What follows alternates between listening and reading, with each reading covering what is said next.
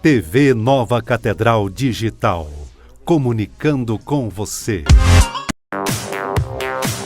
Pensou em tomar café? Café Goiás, saboroso, delicioso. 3597-5520.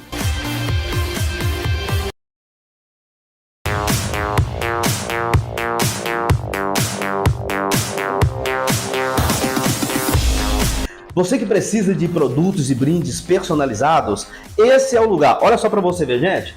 Garrafinhas, né? Tem copos, garrafas, tem xícaras, canecas, tábua para churrasco. Se você quer personalizar, se você já tem o seu produto e quer personalizar, ou se você quer adquirir um produto personalizado, é aqui na Artefatos Personalizados, viu? Aqui na Bernardo Saião, tá o endereço embaixo aí, com o telefone. Entre em contato conosco.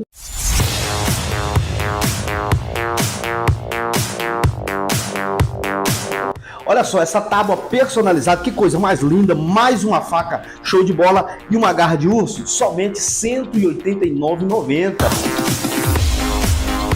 Essa tábua, mais a garra de urso, mais a faca, R$ 169,90. Essa frase, quando sua opinião for o Pix, eu aceito. Gente, criatividade é com a gente aqui. Olha só, para você que tem empresa, para você que quer fazer em grande quantidade, a partir de 20 peças, só R$ 39,90.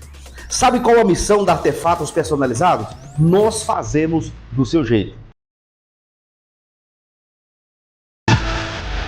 Se você sonha em fazer o seu programa de entrevista em formato de TV ou podcast, venha fazer parte do quadro da programação da TV MC Digital. Temos estúdios para gravação de programa de entrevistas e também podcast. Transmissão e gravação em Full HD. Entre em contato conosco e reserve o seu horário.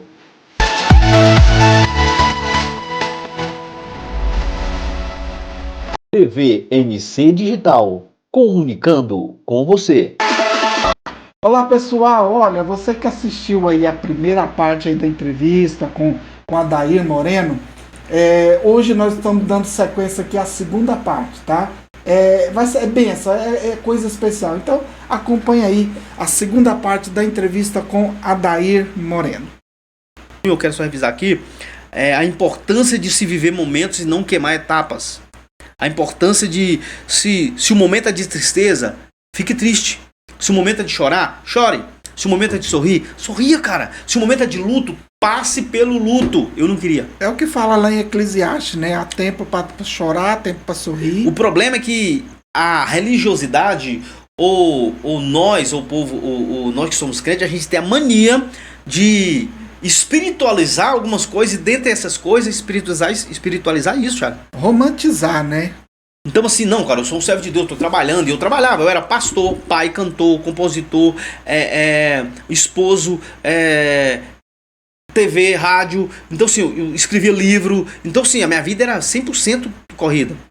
E aí eu perdi uma irmã em 2009, né, nós perdemos a nossa neguinha em 2009, a primeira vez, primeiro alguém que morreu na minha família, dia 2 de dezembro, e eu não tive luto.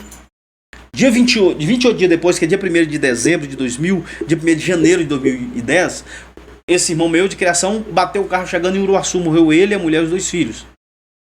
Então você ir num velório de uma família que você ama, os 4 no caixão, cara, aquilo...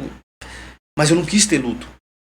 Continuei, achando que ia esquecer, ia superar. 1 ano e meio depois, meu pai foi diagnosticado com câncer. Veio pra Goiânia, cuidei dele por 6 meses. Literalmente. Aí eu tive a oportunidade de conhecer meu pai, cara. Eu não tinha a mínima ideia de quem era meu pai. Porque, detalhe, a gente se estranhou quando eu tinha meus 14 anos, meu pai me botou pra fora de casa. E eu não culpo ele, porque, né, cara, misericórdia, né? Era Deus já trabalhando no meu caráter. E aí, quando eu voltei, meu pai faleceu, e eu conheci meu pai de novo. Enterramos meu pai 6 meses depois. E aí eu já vim ruim, 2013, 2014, 2015. Aí eu fui parando porque eu não tava dando conta mais. E depressivo, e não sabia que tava deprimido, né? Dava crise de ansiedade, não sabia o que era. 2017 eu já tava muito mal. Muito mal. E aí Deus permitiu um vizinho, um cara mudar pra porta da igreja. E o dia que esse cara chegou, ele virou pra mim e disse assim, ó: todo lugar, olha o que ele disse: todo lugar que eu chego, eu fecho a igreja. Mas aí você estava pastoreando em Trindade, eu estava pastoreando em Trindade. Eu conheço um pouco da tua história. Eu estava pastoreando Trindade, né? Trindade, setor Ponta Caiana. Ponta Caiana. E era tempo da gente parar, Charlie.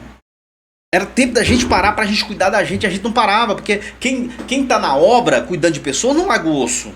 Porque a gente acha que é nosso dever salvar essas pessoas também, mesmo que a gente se perca. Então esse que é o problema.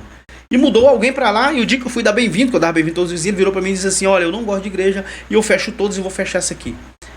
E eu, todo cheio de confiança, falei pra ele, se você fechar essa igreja aqui, eu vou juntar com você, vai ser 2 fechadores de igreja nessa Goiânia.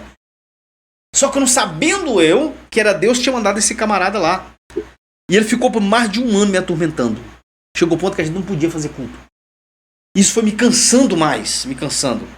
Chegou um ponto que não deu.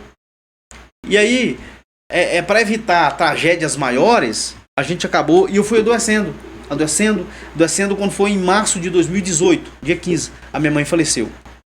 Com a morte da minha mãe, eu dei PT. Foi o gatilho para que eu parasse de vez. Aí eu comecei a dar apagão no meio da rua, comecei a esquecer das coisas, comecei a dar crise de pânico, né, surtar. Não aquele surto de quebrar coisa. Às vezes eu tava no altar, eu surtava. E só minha esposa na época percebia. Eu parava assim, cara, eu olhava para as pessoas lá, a vontade que eu tinha era de matar eles. Você não tá entendendo? De dar umas cadeiradas neles. Porque na minha cabeça a culpa era deles de eu estar daquele jeito. E aí eu tive que me afastar. Com a morte da minha mãe, minha mãe morreu em março, quando foi dia 15 de junho, eu parei de pastorear.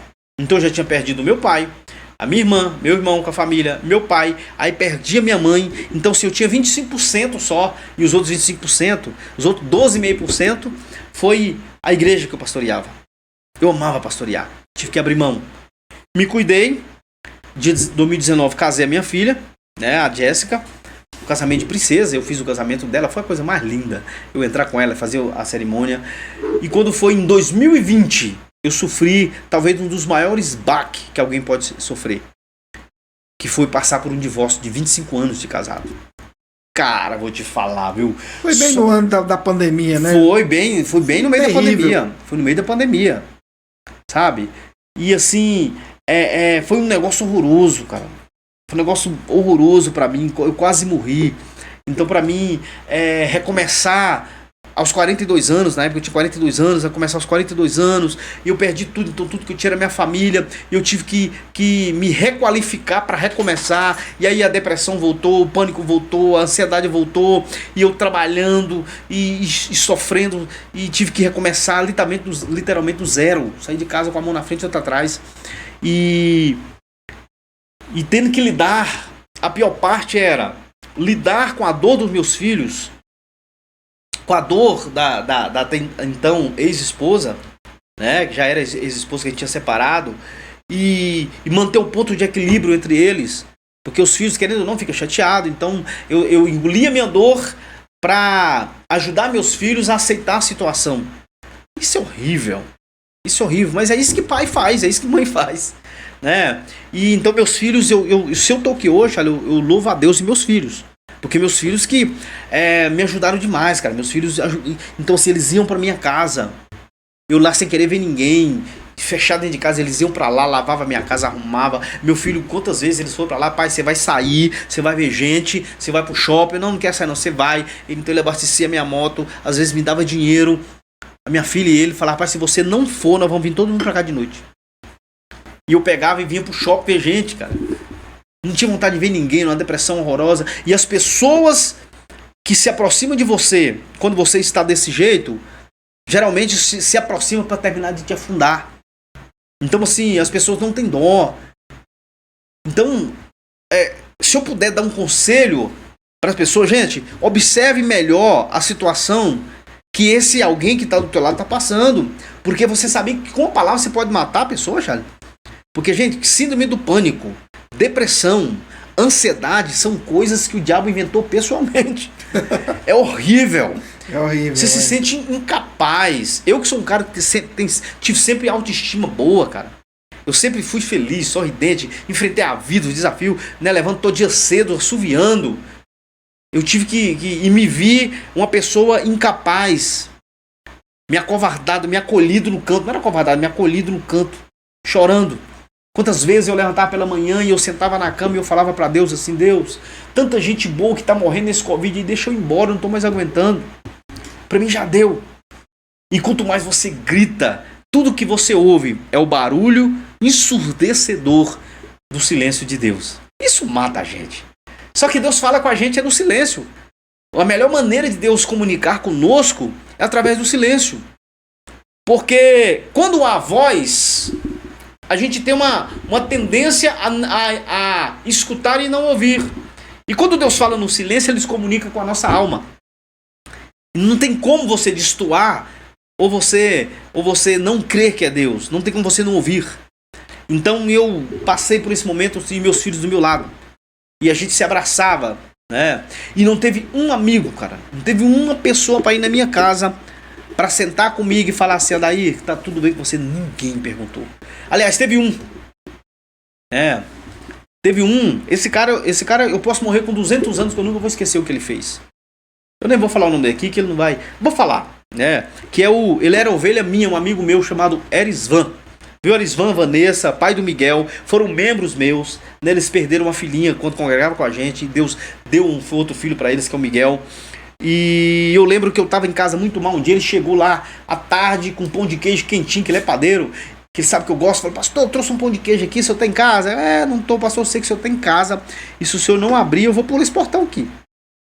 Aí eu abri, não tava legal, cara. E ele... Aí, fazer um café pra nós aqui. Aí eu fiz um café, nós comemos pão de queijo. Eu nunca vou esquecer do que ele me disse. Ele olhou pra mim e disse assim: pastor, eu sei o quanto é difícil passar pelo que o senhor tá passando.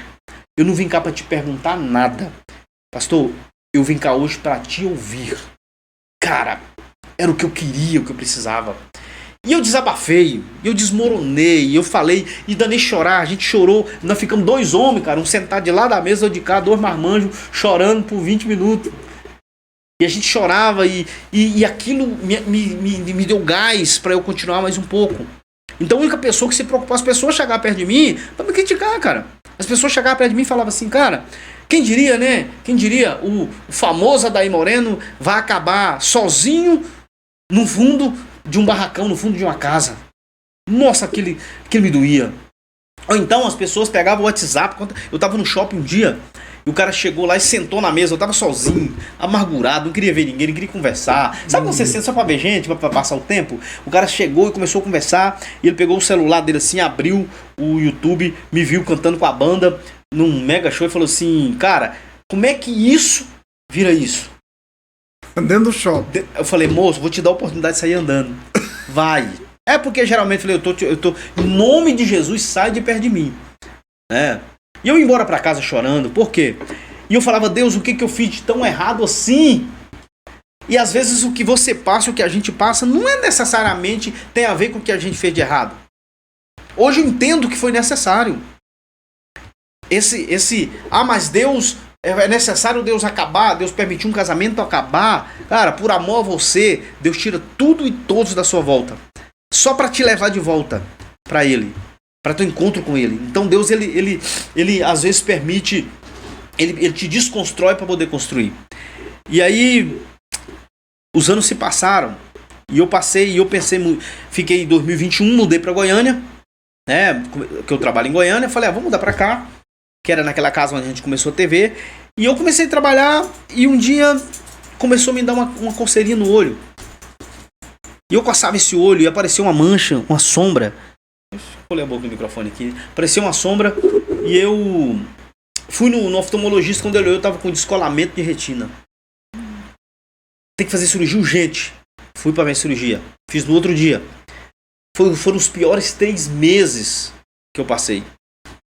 Sensibilidade à claridade, olhando pra baixo, caladinho, quietinho em casa. Passei muita necessidade, cara, porque assim, inclusive, né, meus filhos vão até brigar comigo, porque eles falam: se eles souber que você tá passando, fala com a gente, você vai ver. Mas assim, a nossa individualidade faz isso com a gente. Então assim, eles me ajudavam mas que podia, mas cara, eu tinha dó. Eu falei: pô, a minha filha vai nascer uma criança, agora tá grávida, né? Minha filha tá grávida, ela ia ganhar neném, meu filho ia casar, né? Ia casar. E então não tem pra quem pedir, mas eles me ajudavam. E eu lembro que eu passei eu passei uma dificuldade tão horrível, Charles, que eu acordei um dia pela manhã no sábado e não tinha o que comer. Aí eu falava, pô, cara, um cara solteiro, não tem o que comer dentro de casa, é um absurdo. E eu caladinho na minha casa. E eu fui no meu sofá, dobrei meu joelho e falei com Deus. Falei, Deus, eu passei minha vida pregando sobre o Deus que cuida. O Senhor é o Deus dos meus pais. A tua palavra diz que nunca vi um justo desamparado, nem a sua descendência mendigar o pão. Eu posso até não ser justo, mas meus pais foram. E eu sou descendência dele. Ou o Senhor cumpre a sua Bíblia, ou alguma coisa não está batendo. E levantei, cara, fiz um macarrão, comi. Quando foi mais tarde, uma pessoa, não vou citar aqui, porque, né, questão de ética, que nem professa a mesma fé que eu, no sentido de igreja, não congrega mesmo que eu, mas uma pessoa temente a Deus, me ligou e disse assim, você tá em casa? Tô indo aí. Eu quase falei pra ele não ir. Mas ele foi, fiz um café, a gente tomou. Quando chegou, ele abriu o carro e disse assim, cara, eu tava lá em casa de manhã e algo falava no meu coração assim, ó. Faz uma compra, pega essa cesta que você tem e mais uma compra carne, compra frango, compra e leva lá pro fulano, leva pro meu filho. Ele chegou e desceu, encheu a minha mesa de compra, Thiago. Falei, uau! Meteu a mão no bolso, me deu R$200 e disse que é pra te ajudar. Então assim, Deus cuida, cara. Deus cuida. Deus, ele cuida de você. Deus, ele cuida de nós. Deus, ele é o Deus que cuida sim. Eu lembro que quando ele foi embora eu chorei e falei, Deus, o Senhor realmente o Senhor não é gente, como dizia meu pai. E eu lembro que eu fiz essa cirurgia, quando melhorou, 3 meses se passaram. Eu fui em Trindade ver meus filhos, quase 4 meses.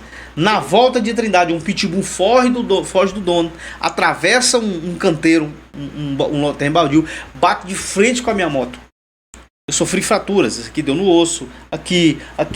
Eu não cheguei a quebrar osso, mas assim, eu olhei, eu vi esse osso de fora. E aí eu fui pro cais e demorou demais me atender. E eu sou hipertensivo. E como você perde muito sangue, você baixa demais a pressão. Eu lembro que eu desmaiei, acordei lá, sendo reanimado. Foi um ruda, né? Quase que eu bato com as 10. Né? E meus filhos, quando eu vi a gravidade, quando eu levei meus filhos na porta chorando, falei, ih, Apóstolo, é sério. Né, o povo mexendo, colocando e mexendo o peito e tal. Aí eu levantei e Deus. E só que eu tinha convicção que eu não ia morrer, cara. Mas eu tava numa fase tão difícil da minha vida que se Deus falasse assim, é seu dia hoje, eu iria sem problema nenhum. Eu não sou suicida, tá arrependido, em nome de Jesus. Mas chega um momento na sua vida que a vida se torna sem sabor. Por causa da dor, por causa da ferida, por causa da situação. E qual que é a pior parte? Você tem que engolir a sua dor e ficar sorrindo, cara. Você tem que sempre estar com um sorriso 15 para as 3. Porque as pessoas não entendem quando alguém que é chamado homem ou mulher de Deus passa por problema. Tá triste, deprimido. E eu até então não tinha entendido que não é sobre mim. Hoje eu não tenho problema nenhum. Quando eu tô triste, eu falo que tô triste. Eu quero chorar, eu vou ali pra dentro e choro igual um bezerro desmamado. Tô nem aí. Mas na época você fica preocupado com imagem. E nesse meio tempo foi a época, chave, que eu mais produzi pro reino de Deus. Eu não estava na frente da obra. Todo mundo me tratando como desviado. Ninguém me cumprimentava mais. E eu fui ficando triste com isso. Só que eu comecei a gravar áudios de 5 minutos. E eu gravava áudio todos os dias.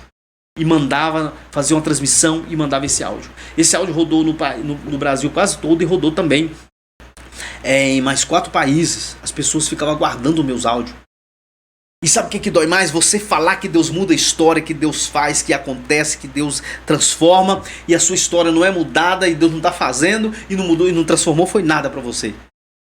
Você está sofrendo daquele mal e ministrando, e outras pessoas sendo abençoadas lá pela sua ministração. Porque não é sobre nós.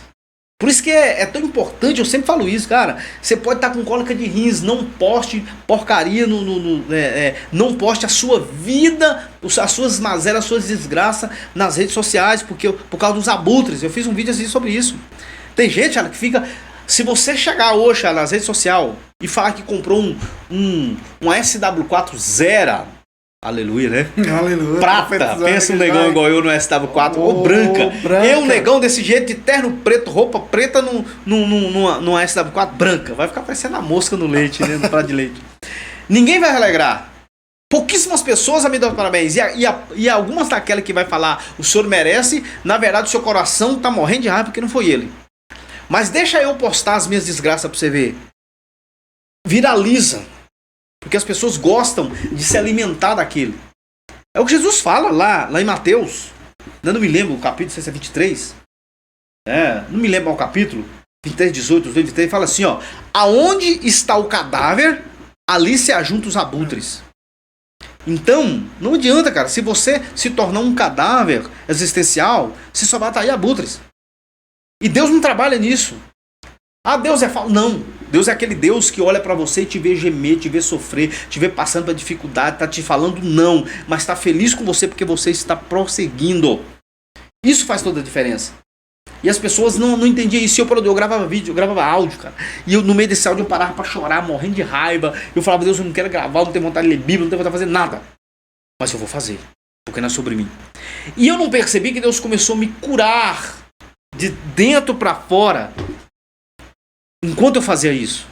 Lembra lá quando fala assim que Deus mudou a história de Jó quando orava pelos seus amigos? As pessoas acham que Jó estava tranquilo, só cara. Jó estava na pior fase da vida dele. Consumido pela lepra, sendo comido vivo, sem família, sem mulher, sem filho, sem amigos, até os amigos estavam longe, sem nada.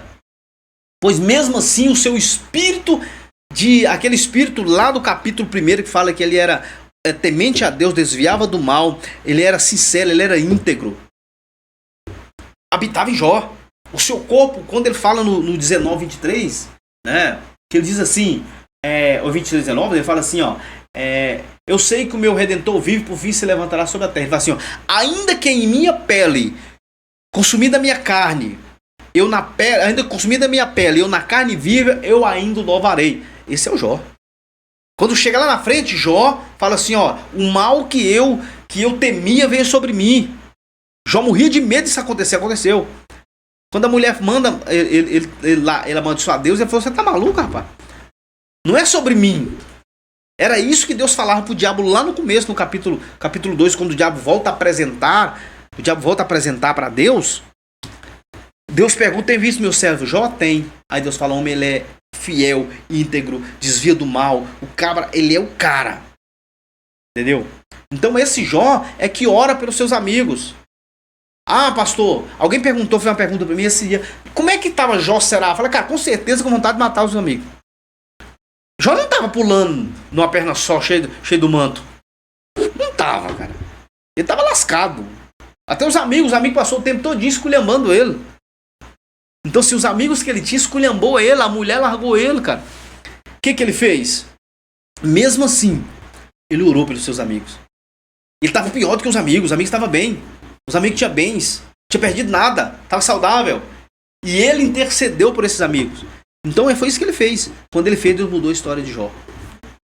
Né? E deu tudo em dobro. Então, assim, eu tenho aprendido muito sobre isso. E eu conversava há poucos dias, ontem eu conversava com alguém, conversava com um pastor do Rio de Janeiro, e a gente falando sobre isso, falando sobre recomeço, falando sobre a dificuldade de recomeçar, porque assim, eu como pastor, o povo cobra muito, cara. Hoje eu sou um cara divorciado. É porque o povo pensa que pastor ele é blindado, né?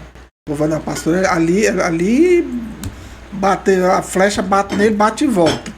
Né? E não é verdade, né? Tá pastor sujeito. É ovelha também, né? É ovelha também, tá sujeito também a provações, tá sujeito às tempéries da vida. Na verdade, o pastor ele é a ovelha mais importante do rebanho, não entende isso, e ele é o cara mais solitário do rebanho. Eu tenho até um livro, viu? Se você quiser baixar aí depois, se quiser adquirir, chama Pastores, Líderes Solitários. Por quê? Porque o pastor, ele é o cara mais solitário da igreja. Depois a gente vai marcar aqui uma outra entrevista pra gente falar sobre liderança. Sim. Né? Porque é um assunto também bastante extenso. Mas o que você falou faz sentido, é importante. Pastor, ele toma conta ali de milhares de pessoas, mas é um erro. Eu vou ter que pegar um gancho nessa pergunta. É um erro do pastor se dedicar à ovelha e esquecer dele próprio? É porque assim, ó, a ovelha primária é ele. Então assim, a ovelha mais importante do rebanho é o pastor e sua família. Porque se eles não estiverem bem, o rebanho não vai ficar bem. Entendeu? Então ele tem que entender isso.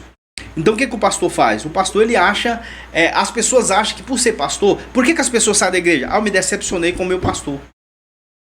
Cara, você tá indo por causa de pastor? Aí ele tem que ser exemplo, você também tem que ser. Então a gente cria alguns mitos dentro da igreja, Charlie. Por exemplo, o altar é mais santo do que a nave da igreja. Isso é mito, cara. É mito também. É mito. Quer dizer que Deus só habita no altar porque... Não, gente. O elevado, o altar é a nossa vida. Aquilo lá chama púlpito. O que é um púlpito? É um elevado onde quem está na vez fica para chamar atenção, para todo mundo olhar para ele. Mas não é mais santo que lá embaixo. Uma vez eu vi um pregador falando, eu estava pregando e falando assim, é porque o fogo está no altar, que ele citou aquele versículo lá em Levítico, né, que fala que o fogo arde continuamente sobre o altar e não se apagará. Aí ele falou assim, o fogo está aqui no altar, vem mais para frente para você se aquecer com o fogo. Quer dizer, ali simbolicamente eu estava dizendo que o fogo estava no altar e lá embaixo não estava queimando. Porque assim, na verdade, o que acontece? O mito é que o pastor é mais ungido do que o membro. Diante de Deus está errado. O pastor ele tem a responsabilidade de ensinar esse membro, essa outra ovelha, a chegar no céu.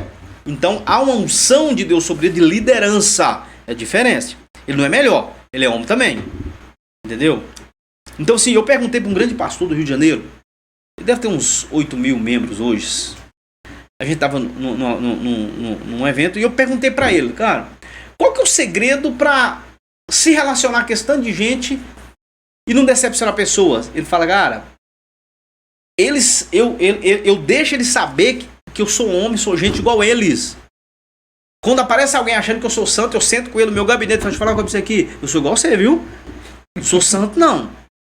No espelho ele não que vai dar ruim. Mas isso não espanta, pastor? Eu falei, não, mano. Isso faz ele entender que eu tenho autoridade para abençoar a vida dele, para ministrar sobre a vida dele, mas eu sou igual a ele. Então ele dificilmente vai se frustrar comigo. É um pastor batista. É uma das igrejas mais sólidas que tem, né? Então, nós assembleanos que tem essa mania de ficar olhando para pastor. A igreja batista, a igreja presbiteriana, igreja eles de Cristo, estudam igreja de muito, Deus, né? Estudam muito a palavra, se baseia muito na palavra, né? Eu acho interessante. Eu quero até mandar um abraço lá para os irmãos da IPB, que é a Igreja Presbiteriana, acho que é IPB, né? Igreja Presbiteriana do Brasil, acho que é isso mesmo. Igreja Presbiteriana do Brasil, que a logomarca deles é uma árvore, eu acho até bonito o marketing deles lá. Quero mandar um abraço aí pro meu irmão também, Arion, que mexe com gráfica também, é gráfico também, antigo, e é membro da IPB. Um abraço aí. Então, Charles, só respondendo a tua pergunta aqui, é muito errado, quando você perguntou que é errado o pastor cuidar mais da ovelha, é errado, cara. Sabe por quê? Porque o pastor é o seguinte, você pode entrar no gabinete pastoral, na casa do pastor e contar que você adulterou, que você matou, que você roubou, que você bagunçou, né? Ele vai te aconselhar, vai orar por você e vai chamar a polícia, que você cometeu um crime, né? Tem que fazer. Beleza. Se o pastor chegar pra você, seja honesto, você que tá aí, se o seu pastor, seu líder, chegar pra você, sentar com você, irmão, ou irmã, e falar assim, ó, me ajude em oração porque eu tô sendo muito tentado, tô doidinho pra pegar uma membra minha ali, cara, e não sei como é que eu vou fazer. Pastor tem esse negócio? Ô, velho, se ele falar isso pra você, seja honesto, você ficaria congregando com ele? Duvido é o dó, né? Duvido é o dó. O senhor não é homem de Deus, não. O senhor não vigia, né? Então pastor é tentado também, gente. A gente tem que parar com isso. Aqui eu não estou falando que o pastor tem que pecar, não. Estou falando que o pastor é tentado como todos os outros. Então o pastor ele precisa se cuidar, viu? O pastor ele tem que fazer academia, sim. O pastor ele tem que fazer caminhada, sim, viu? Porque tem pastor morrendo de infarto fulminante porque come igual um pedreiro, né? Casos de pastores que cometeram suicídio porque não aguentou aquela pressão. Mas né? Assim, Charles, quando você cuida do corpo, deixa eu falar uma coisa pra você, quando você cuida do corpo, você melhora a sua autoestima. Aí quando acontece isso, fala, então não era pastor, ou cometeu suicídio, não tinha Deus. Tá no inferno, tá no inferno, né? Mas não vê a situação, né? Lógico, eu não tô romantizando o suicídio, mas sei lá, cabe, é uma situação complicada, né? Porque assim, ó, o que acontece? O pastor, ele precisa se cuidar. Quando você faz exercício, você libera meio mundo de Endorfina, de endorfina, e você melhora aquela sensação de bem-estar. Você melhora o coração, você melhora o cérebro, você melhora o batimento cardíaco, né? Os seus rins, fígado, tudo volta a funcionar porque é uma aceleração e você fica bom. Isso vai fazer com que você aguente a pressão do dia a dia. Agora, quando o pastor é ocioso, não se cuida, aí a mente começa a adoecer, ele não vai procurar ajuda. Deveria ser lei, cara. Toda igreja deveria ter um psiquiatra ou um psicólogo. Psicólogo para pastor eu acho que é pouco. Tem que ser um psiquiatra, né? Um psicanalista. Hoje né? São bem pungentes. Né? Um psicanalista a dispor dos pastores. Todo ministério devia ter. Para pelo menos a cada 15 dias o pastor era obrigatório ir lá para resolver. Porque morreria menos. Muitos estão vivendo, já deixou de tá existindo, já deixou de viver.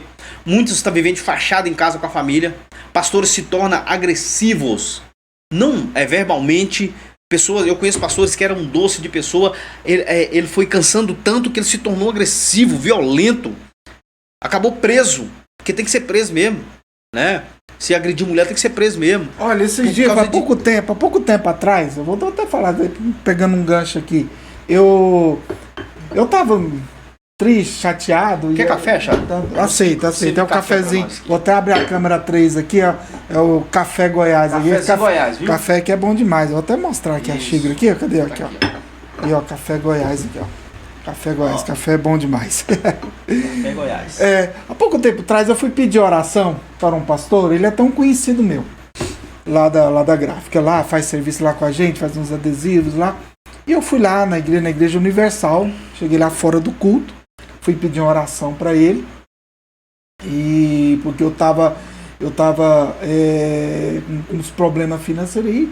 E eu conversando com ele lá, ele veio falar para mim, falou, não, eu não viajo, eu não conheço Caldas Novas, que é aqui pertinho, eu não saio com a família, eu não importo com isso, não faço aqui, a minha vida é só aqui dentro da igreja, sabe?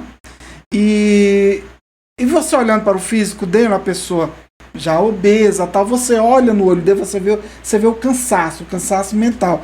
E é isso que você estava falando, né? Aquele cansaço mental acaba também destruindo fisicamente, né? Porque lá em Provérbios fala também que o cansaço também ele corrói os ossos. Corrói os ossos. E né? outra coisa, Charles, é porque assim, ó, a gente acha. Eu lembro que eu cheguei no médico um dia, no psiquiatra, quando eu cheguei e eu tava conversando com ele, e ele disse pra mim assim, psicólogo, né? Ele disse assim pra mim assim, vou fazer uma pergunta pro senhor. O senhor prega quem na sua igreja? Eu falei, Jesus. Pois é, mas esse Jesus não é aquele que morreu na cruz? Eu falei, sim. Aí eu já comecei a ficar sem graça, né? Ele diz assim, mas morreu por quem? Eu falo, por mim, por você, pela igreja? Ô velho, se Jesus já morreu por essa igreja, por que vocês têm mania de morrer também? Não basta só ele ter morrido? Eu fiquei com a cara lá no chão, que eu não sabia o que responder. E eu não tinha parado para pensar nisso. Então, assim, a função do pastor, viu? A função do pastor não é morrer pela igreja. A função do pastor e não é viver a vida da ovelha. A função do pastor não é ficar carregando ovelha para transformar ela em ovelha manhosa, né? Negativo. A função do pastor, eu vou parafrasear com o pastor de ovelha lá do Oriente Médio, é dar um ambiente seguro, dar água, comida e tratar quando necessário. A ovelha ela tem que ficar lá no pasto sendo ovelha. Até porque aquelas ovelhas, se o pastor se intrometer na vida dele, ele atrapalha a gestação, ela para de dar leite, tá? E ela perde a cria se estressar ela. A ovelha ela é muito sensível. E o pastor não pode interferir na vida da ovelha lá. Não pode. Entendeu? Então, o pastor precisa entender. O dia que o pastor entende que ele é o pastor e ele tem que cuidar, ele tem que alimentar na palavra, ele tem que zelar, mas ele não precisa ficar enfiado na casa da ovelha, ele não precisa viver a vida da ovelha. Tá errado. Porque ele começa a viver a vida de terceiros, ele pega a sua mala ministerial e assistencial e muda para a vida do terceiro, e enquanto a casa dele está em ruínas. É porque a palavra pastor do grego, traduzindo do grego, significa cuidar. Cuidar, né? Então a função do pastor é cuidar. Só que a gente começa a fazer isso, né, cara? A gente começa a querer viver a vida da ovelha. E tá errado. Entendeu? A gente começa a querer salvar a ovelha tá dando trabalho, a ovelha não quer. Aí a gente usa muito aquele texto lá das 99. Eu já escutei demais. Ah, pastor, eu deixei de ir na igreja e ninguém foi me visitar. Ah, já tem um mês que eu não vou lá e ninguém foi lá. Falei, mas você não foi por quê? Não, porque eu não quis. Falei, mas o seu pastor é obrigado a ficar correndo atrás de você? Sendo que você não quer. Ah, mas a Bíblia diz que o pastor deixou 99 e foi atrás de uma. Eu falei, exatamente. Mas vamos fazer um estudo bíblico desse negócio aqui? Vamos ler? Vamos, lê pra mim. Como é que chama? Eu falei, então fala pra mim só o título da parábola. A parábola da ovelha perdida. Então essa ovelha, ela se perdeu. Ela não foi lá fazer biquinho. Ela não se escondeu. Ela não ficou lá tentando chamar a atenção do pastor. Ela se perdeu. Tava indo, ela saiu sem querer e se perdeu. Então o pastor, biblicamente, ele tem que ir atrás da ovelha que se perdeu. Se gastar por ela. Ovelha que fica fazendo... Ô Charlie, fica fazendo doce, ela mata a ovelha, Charlie. O que tem de ovelha matando o pastor, ministerialmente, fisicamente, emocionalmente, não está escrito. Porque, acredite, gente, a ovelha, ela percebe o ponto fraco do pastor e começa a usar isso contra o pastor. É complicado esse negócio, velho. Já começa uma pressão psicológica. Começa, ela sabe? E o pastor tem que entender. Quer ver o negócio? Tem um pastor do Rio de Janeiro, eu vi um testemunho. Tem equilíbrio, né? Então, assim, pastor, crente tem que ser inteligente, cara. Quer ver? Tem um pastor. Eu vi um testemunho dele muito engraçado. Ele diz assim: ele estava no gabinete antes de entrar para a igreja.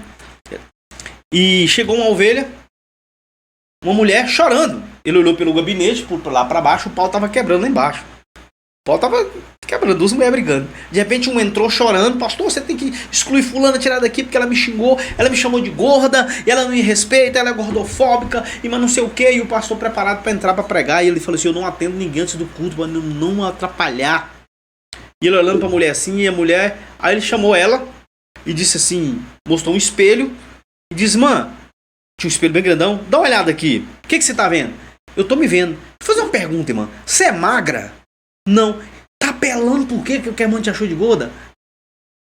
Minha querida, se você não quer ser chamada de gorda, emagrece.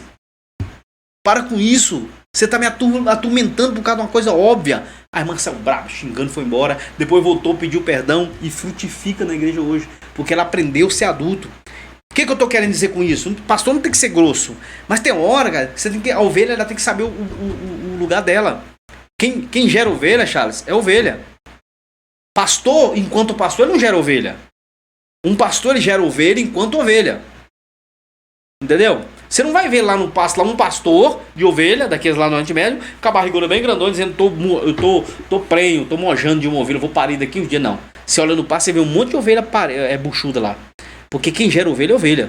Então a ovelha precisa saber o lugar dela e o pastor o lugar dele. O dia que o pastor souber o lugar dele e a ovelha souber o lugar dela, ele para de morrer por causa dela e ela para de dar trabalho e começa a frutificar. E ela vai ver o quanto é bom ser ovelha de um pastor, como diz o salmista no Salmo 23.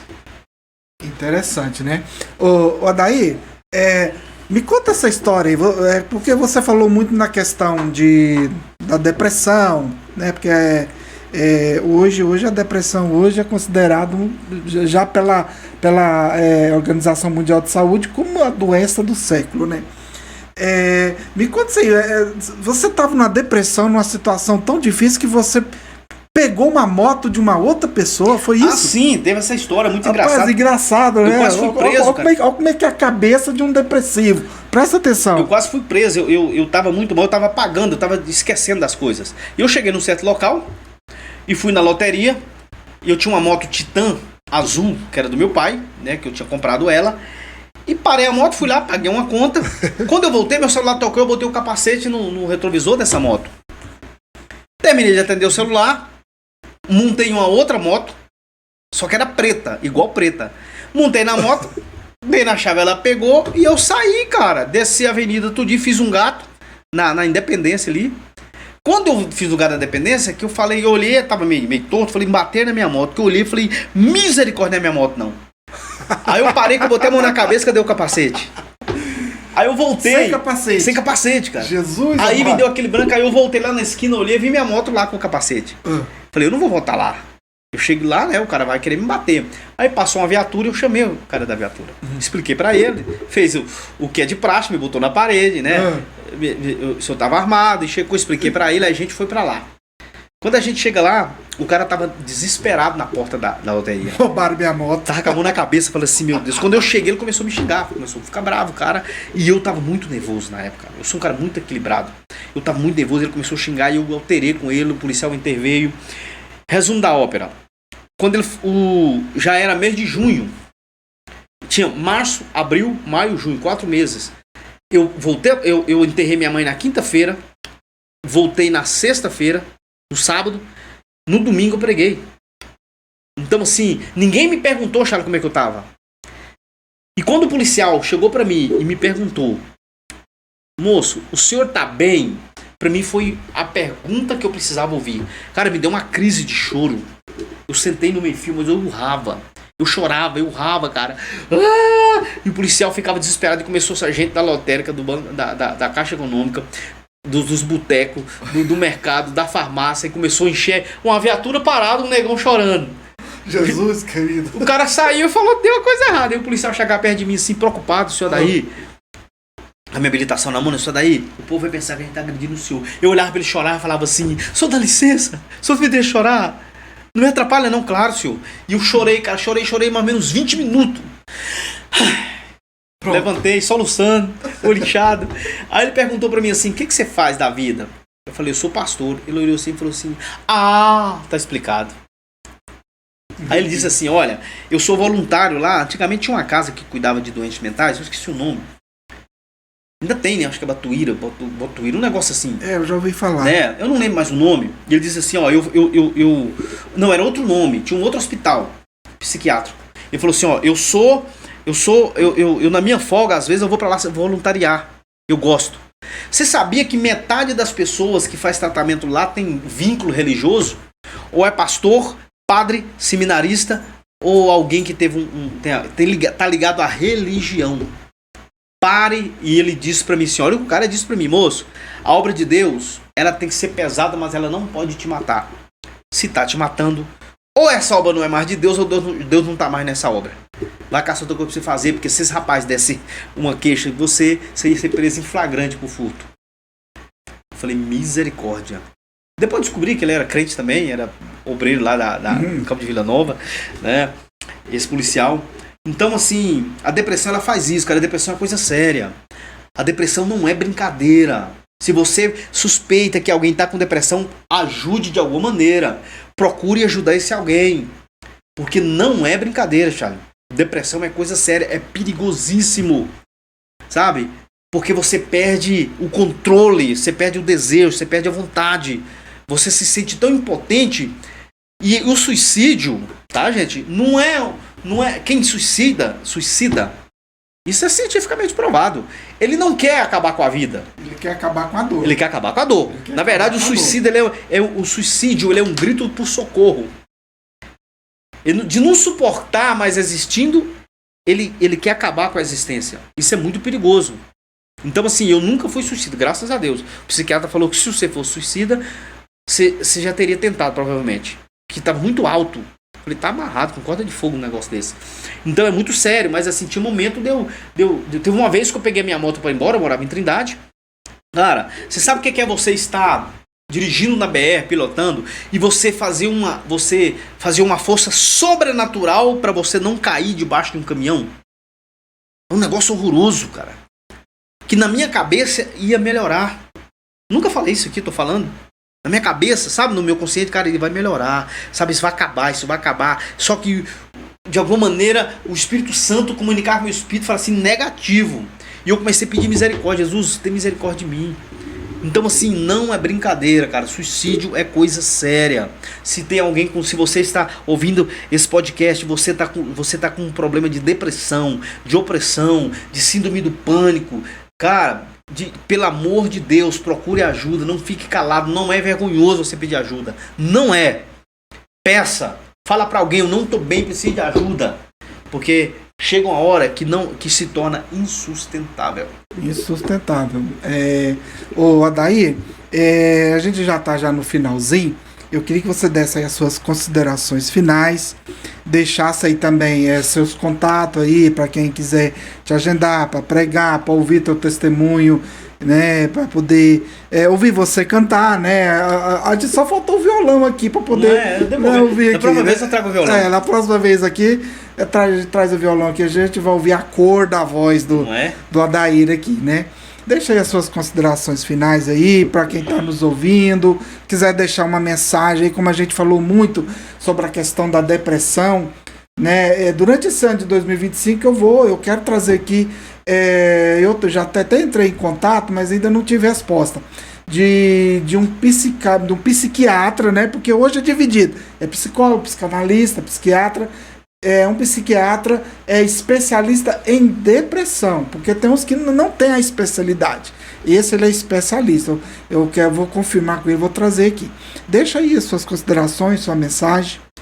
Bom, gente, eu quero, só reiterando o que eu falei sobre depressão, existem, você que é crente, você que é religioso, você que é evangélico, que está orando para Deus te curar da depressão e não curou ainda, talvez, ou com certeza, porque Deus está dizendo para você assim, eu procuro um especialista, porque se Deus deixou o psicólogo, o psiquiatra, o psicanalista, né, aqui é para nos ajudar. Procure ajuda, ore também, isso é muito importante, ore, né, repreenda, guerreie, tá bom?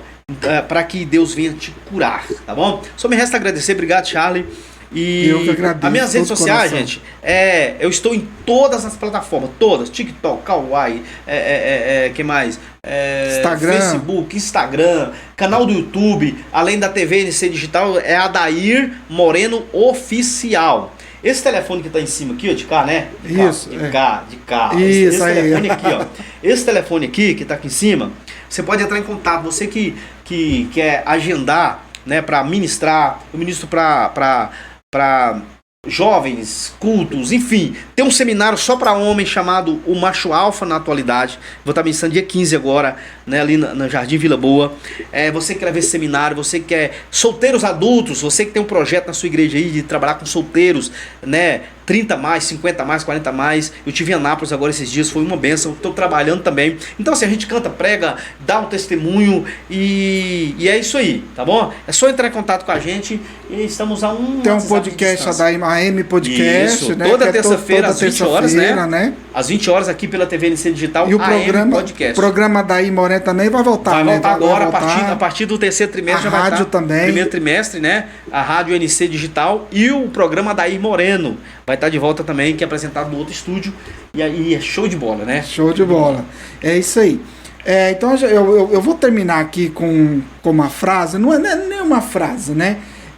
Nos outros podcasts atrás eu tinha citado sobre um testemunho, o que eu falei sobre o Ayrton Senna, né? Porque como eu sou fã de esporte, automobilismo, mas eu vou falar uma outra coisa aqui. No ano de 92, lá no Grande Prêmio da Bélgica, né, um piloto francês sofreu um acidente durante o treino e ele ficou desacordado. E quem vinha atrás, né, Senna vinha atrás, parou o carro, desceu do carro, foi lá e desligou o carro para o carro não pegar fogo, né, para o carro não explodir.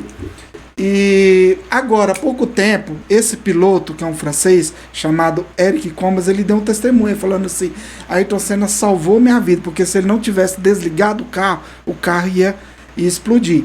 Mas o que eu quero dizer com isso? Quando você vence, quando você ganha, você se torna um campeão. Mas quando você ajuda alguém, você se torna um herói. Então eu quero pegar essa frase e não ignore quem está passando aí por depressão, passando por problema, não ignore, certo? Ajuda, tá? Porque hoje a maior obra de Deus é você ajudar o teu irmão, tá? Quando você ajuda, você se torna um herói e você se torna também o maior no reino de Deus, tá? Então é isso. Que Deus abençoe você aí que está nos ouvindo e até a próxima. Quinta-feira que vem tem Lorena Alves aí também com a convidada especial lá de Abadia, tá bom? Fique ligadinho na TV. Então, até mais. Deus abençoa e até a próxima semana. Até mais. TV Nova Catedral Digital. Comunicando com você.